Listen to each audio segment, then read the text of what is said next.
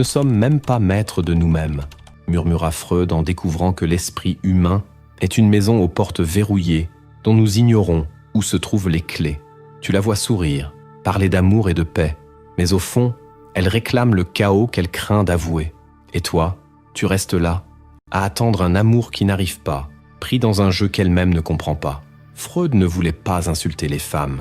Il voulait comprendre cette guerre silencieuse derrière chaque sourire, chaque absence. Le plus dur, tu joues ce jeu sans le savoir. Tu confonds l'absence avec la profondeur, son vide avec le tien.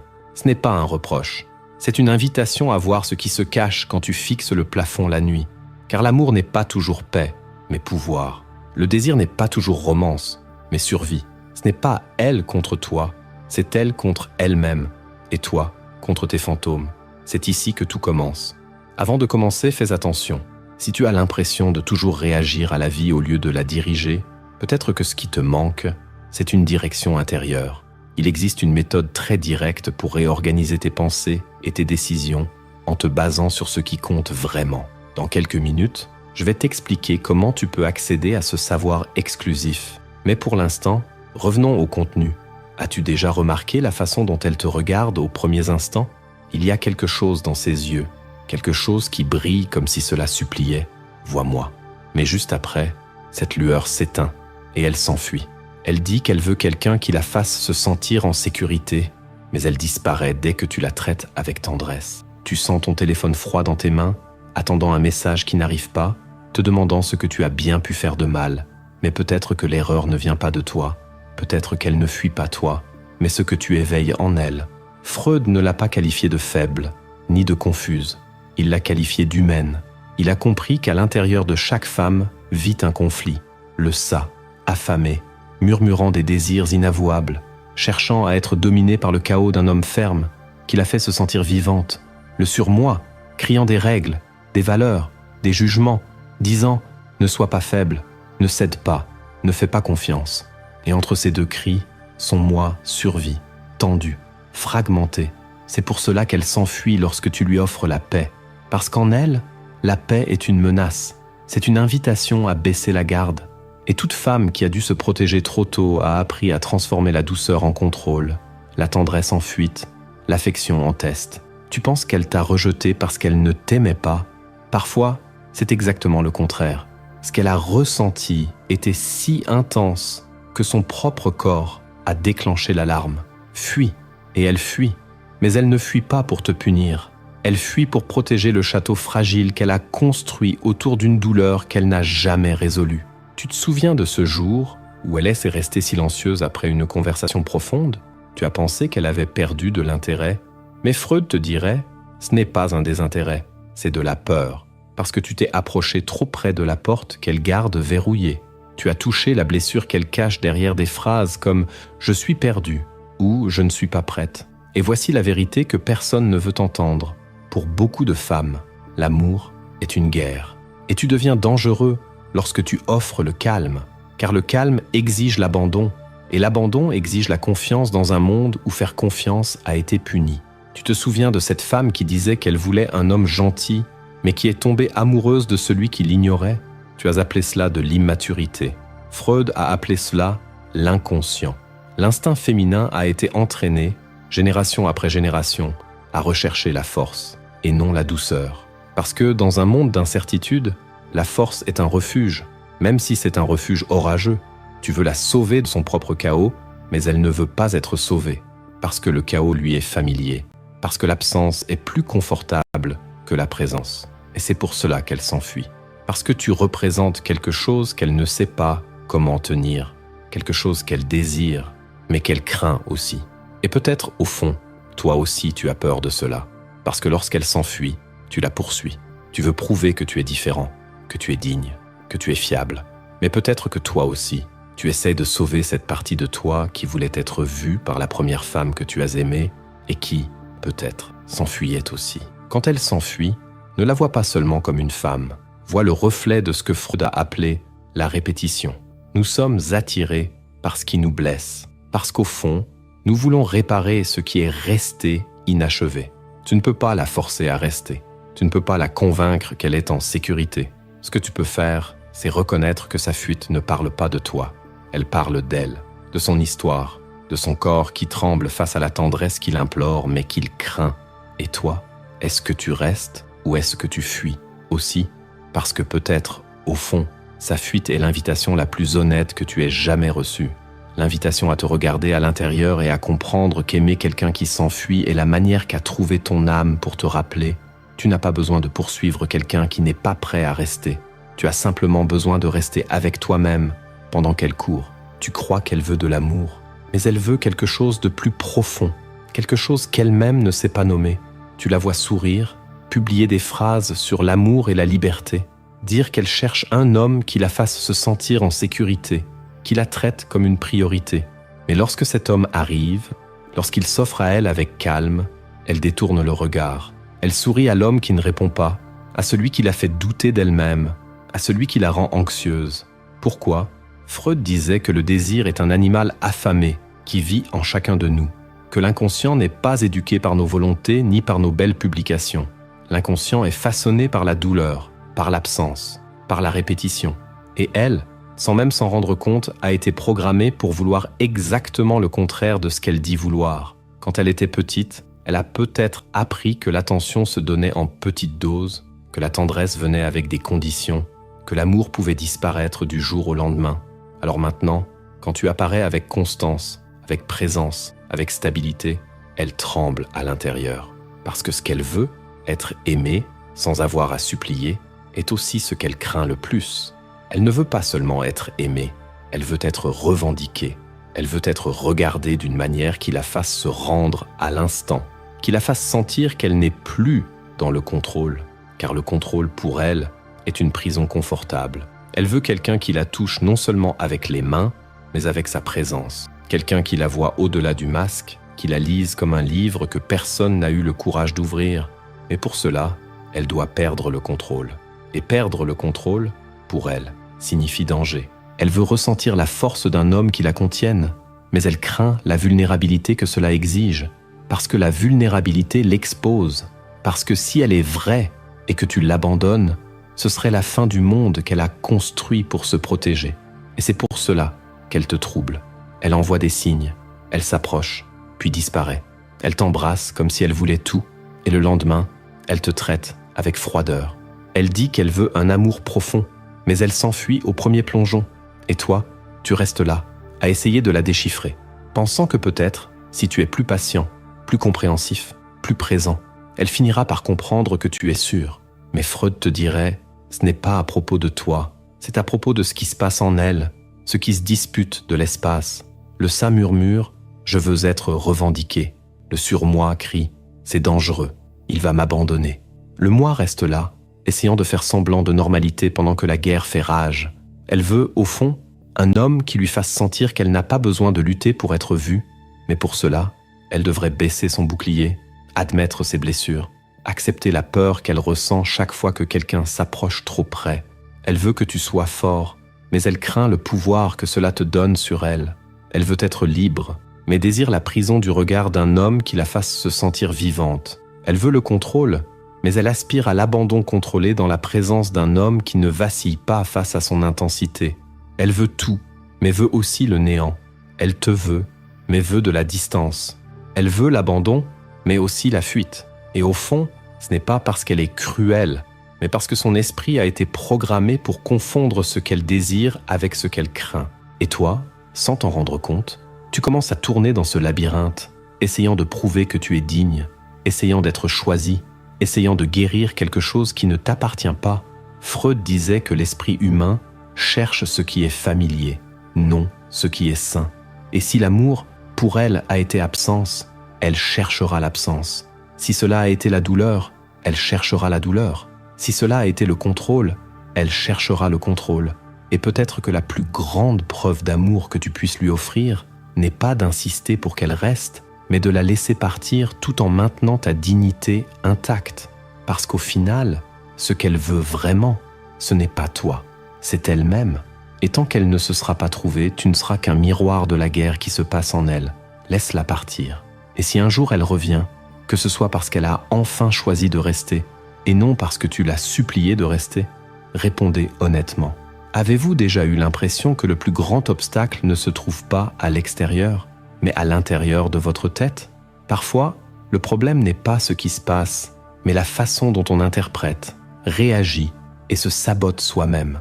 Il existe une technique qui aide à réorganiser vos schémas de pensée et vous donne une structure pour prendre des décisions conscientes, basées sur la logique, la clarté et vos valeurs profondes. Elle combine des éléments de philosophie appliquée, de neurosciences modernes et d'exercices pratiques d'introspection. De nombreuses personnes qui se sentaient piégées dans l'anxiété, la procrastination ou l'impulsivité ont enfin repris le contrôle de leur esprit après avoir appliqué cette méthode. Nous avons mis en ligne une vidéo complète expliquant tous les détails sur notre site. Pour la découvrir, scannez le QR code à l'écran ou cliquez sur le lien dans la description ou le premier commentaire épinglé. Tu te demandes pourquoi je n'arrive pas à l'oublier? Pourquoi, même quand elle m'ignore, me repousse, me blesse, je continue à revenir? Pourquoi ai-je l'impression que mon âme mendie des miettes alors que je sais que je mérite des festins? Freud appelait cela la répétition de l'inconscient. Tu crois être amoureux d'elle, mais tu es hypnotisé par ce qu'elle représente en toi. Tu te souviens de cette sensation lorsque tu étais enfant, ce désir désespéré d'être vu, validé, aimé. Peut-être que c'était ta mère qui t'offrait de l'affection puis la retirait, qui souriait un jour et le lendemain était froide. Peut-être que c'était l'absence d'un père qui ne te voyait pas, qui ne te demandait pas comment tu te sentais, qui semblait étranger à ton cœur. Et tu as appris quelque chose de dangereux. L'amour est quelque chose qu'il faut mériter. Aujourd'hui, lorsque tu rencontres une femme qui oscille entre chaleur et froideur, présence et distance, ton corps reconnaît ce schéma. Ton inconscient murmure « c'est familier, c'est chez toi ». Tu confonds la familiarité avec l'amour. Tu confonds la douleur de l'attente avec la profondeur d'un lien. Tu confonds l'anxiété avec la passion.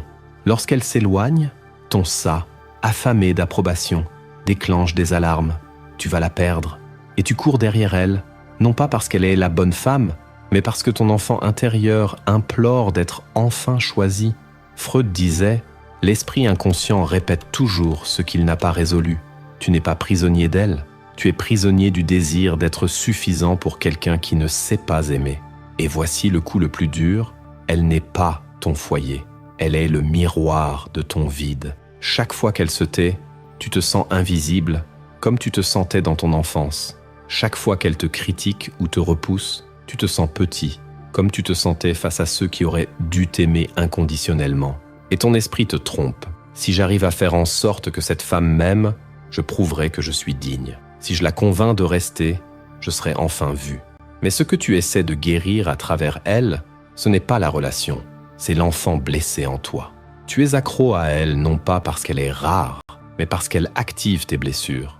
Ton système nerveux a été entraîné à confondre l'absence avec la valeur, la douleur avec l'amour, l'anxiété avec la connexion. Tu la places sur un piédestal parce que, si elle te choisit, ce sera comme si l'univers disait « Maintenant, tu es suffisant ». Mais cela n'arrivera jamais, parce qu'elle n'est pas là pour te guérir, et tu n'es pas là pour la guérir. Tant que tu chercheras des femmes émotionnellement indisponibles, tu répéteras le cycle de ta propre douleur. Et chaque fois qu'elle te rejette, tu saignes, mais tu confonds ce sang avec de l'amour. Tu sais ce qui est pire? Cette douleur te donne l'impression d'être en vie, parce que tu t'es habitué à vivre dans un état constant d'alerte, à implorer d'être aimé, à implorer d'être choisi, à implorer d'être vu. Et tu crois que c'est de l'intensité. Mais ce n'est que du traumatisme. Freud dirait, tu projettes tes blessures sur elle, en espérant que son amour soit le pansement de tes fractures. Mais ce n'est pas le cas. Elle n'est que la scène. Ta douleur est le scénario. Et toi, tu es l'acteur qui répète la même scène, nuit après nuit, implorant des applaudissements qui ne viennent jamais. Alors, tu dois te demander, l'aimes-tu vraiment? Ou essayes-tu simplement de réparer ton histoire à travers elle? Es-tu amoureux d'elle? Ou es-tu accro à l'idée de guérir le vide qui te hante depuis que tu n'étais qu'un petit garçon? Tu ne restes pas prisonnier parce que tu l'aimes. Tu restes prisonnier parce que tu veux te prouver que tu es digne d'être aimé. Et tant que tu chercheras cet amour au mauvais endroit, tu resteras enchaîné dans des chaînes invisibles. Parce que ce dont tu as besoin, ce n'est pas qu'elle revienne. Ce dont tu as besoin, c'est de libérer le petit garçon en toi qui croit qu'il doit mendier pour être aimé. Et la seule personne qui peut lui offrir cela, c'est toi. Tu veux savoir comment te libérer d'elle, mais ce dont tu as réellement besoin, c'est de te libérer de toi-même. Ce n'est pas à propos d'elle, ça ne l'a jamais été. C'est à propos de l'écho qu'elle réveille en toi, de la peur d'être rejeté, de cet enfant qui vit encore en toi, attendant désespérément que quelqu'un le choisisse enfin et le prenne dans ses bras. Tu crois que si elle revenait, tout s'arrangerait. Mais si elle revenait, l'anxiété reviendrait avec elle, parce que tant que tu auras besoin d'elle pour te sentir complet, tu resteras enchaîné par des chaînes invisibles. Freud parlait de sublimation, de cette capacité à transformer la douleur brute en force, en art, en but. Et peut-être est-ce exactement ce dont tu as besoin maintenant. Arrêter d'essayer de réparer ce qui est brisé à l'extérieur et commencer à regarder ce qui a encore besoin de guérison à l'intérieur. Tu veux savoir comment te libérer? Commence par accepter que la douleur n'est pas ton ennemi, c'est un messager. Elle te montre où tu t'abandonnes encore, où tu mendies encore de l'attention, où tu confonds encore absence et valeur. Regarde-toi dans le miroir et observe l'homme que tu es aujourd'hui. Combien de fois t'es-tu trahi pour être aimé? Combien de fois as-tu avalé tes vérités pour ne pas perdre quelqu'un? Combien de fois t'es-tu agenouillé émotionnellement pour des miettes en croyant qu'il fallait supplier pour être vu? Tu n'as plus besoin de cela. La libération ne se produit pas lorsqu'elle te valide, lorsqu'elle te choisit. La libération se produit lorsque tu te choisis toi-même. Arrête de courir après quelqu'un qui fuit elle-même. Arrête d'essayer de convaincre quelqu'un de t'aimer alors qu'elle ne sait même pas ce qu'est l'amour. Arrête de croire que ta valeur dépend de l'attention de quelqu'un qui ne sait pas gérer sa propre douleur. Tu veux être libre? Alors arrête d'essayer de gagner un jeu qui a été conçu pour te garder prisonnier. Laisse-la partir. Laisse le silence être ta réponse. Laisse le vide être ton temple, pas ta prison. Pendant qu'elle poste des photos pour attirer ton attention, toi, tu construis. Pendant qu'elle mesure sa valeur en fonction des « j'aime », toi, tu es dans le silence, fortifiant ton corps, ton esprit et ton âme. Pendant qu'elle joue à être libre, toi, tu deviens véritablement libre. Car l'homme qu'elle ne peut pas manipuler n'est pas celui qui l'ignore par cruauté. C'est celui qui n'a pas besoin de réagir, car il est tellement enraciné en lui-même que rien ne peut troubler sa paix intérieure. Et cela l'attire plus que n'importe quelle parole douce. Mais à ce stade, cela n'a plus d'importance, car ta liberté ne dépend déjà plus de sa réaction. Tu veux être désiré? Désire-toi d'abord toi-même. Tu veux être respecté? Respecte-toi d'abord toi-même. Tu veux être aimé? Aime-toi d'abord toi-même, si profondément que personne ne puisse utiliser la promesse de l'amour comme une laisse autour de ton cou. Freud dirait que l'esprit humain cherche compulsivement ce qui lui est familier, mais tu n'es pas esclave de ton inconscient. Tu peux sublimer la douleur. Tu peux transformer ce désir d'être choisi en action, en but, en présence. L'homme libre est celui qui ne fuit pas sa solitude. Il la transforme en force. Il l'utilise pour se connaître. Il l'honore, car il sait que seuls ceux qui se connaissent profondément sont capables d'aimer véritablement sans se perdre. Tu veux te libérer? Alors fais silence. Arrête de réagir. Arrête de courir. Ressens la douleur, mais ne lui obéis pas. Écoute la nostalgie, mais ne te courbe pas devant elle. Regarde le vide, mais marche en lui avec dignité. Car la véritable liberté, c'est lorsque tu comprends que le véritable amour ne retient pas, il élargit. Et s'il n'élargit pas, ce n'est pas de l'amour, c'est de la dépendance. Puisses-tu regarder tout ce que tu as vécu avec elle et ressentir de la gratitude, car elle t'a montré où tu manquais encore à toi-même, et qu'à partir d'aujourd'hui, tu cesses de saigner pour des amours qui ne savent pas aimer. Tu n'as pas besoin d'être choisi par quelqu'un pour avoir de la valeur. Tu n'as pas besoin d'être aimé par quelqu'un pour te sentir entier. Tu n'as plus besoin de mendier ce qui t'appartient déjà de droit. La liberté commence lorsque tu cesses de courir après des fantômes et que tu commences à revenir vers toi-même. Freud a laissé une carte pour l'esprit féminin, mais peut-être que la véritable carte qu'il a laissée est celle qui mène à l'intérieur de nous. Tu n'as plus besoin de courir après ceux qui te troublent, ni de prouver ta valeur à ceux qui ne savent pas aimer. Car au fond, la liberté ne se trouve pas dans le fait de conquérir ceux qui fuient, mais dans le fait d'arrêter de fuir soi-même. Tu es déjà complet, tu es déjà digne, tu es déjà suffisant. Et l'amour qui compte vraiment est celui que tu construis d'abord à l'intérieur de toi. Puisses-tu te souvenir de cela chaque fois que le vide essaiera de t'attirer dans les mêmes cycles? Tu n'es pas ici pour être le prisonnier de qui que ce soit, tu es ici pour être libre. Merci d'être resté jusqu'ici. Je sais que ces vérités peuvent faire mal. Moi aussi, j'ai déjà attendu des réponses qui ne sont jamais venues, en pensant que j'avais besoin d'être choisi pour me sentir complet. Aujourd'hui, je comprends. La liberté commence lorsque tu te choisis toi-même. Merci de m'avoir permis de murmurer ces vérités dans ton insomnie. Et si cette vidéo t'a touché, c'est que tu es prêt à changer. D'ailleurs, si tu penses que je vais te supplier d'aimer, de commenter et de t'abonner, tu te trompes.